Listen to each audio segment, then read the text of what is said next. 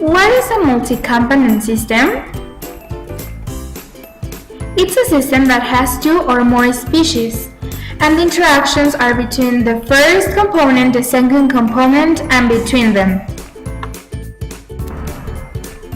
What happens with equilibrium in a two-phase system? Each component has the same fugacity in every phase. If we have the simplest system, liquid vapor, the fugacity in vapor phase equals the fugacity in liquid phase. How the fugacity in the vapor phase is calculated?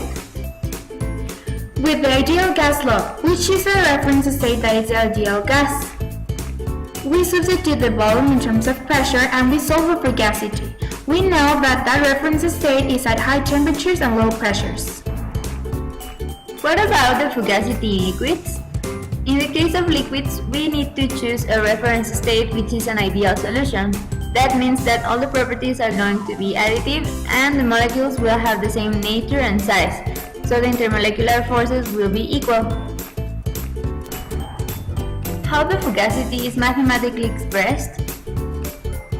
The fugacity of the component I in the liquid phase is equal to its composition times the ideal fugacity of the component, considering it as a pure species. How the ideal fugacity is calculated? First, we have the Lewis-Randall reference state, which is for condensable components. The solute represents the majority of the solution. Therefore, the composition of A tends to 1 and we have AA interactions. Here we have the second reference state, the Henry's law. It's for uncondensable components. Here the solute is very diluted and the composition of A tends to 0.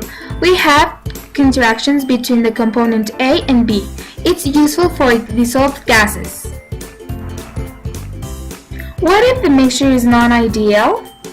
Well, then we have the activity coefficient, that it's a term that corrects the deviation of the mixture from the ideality.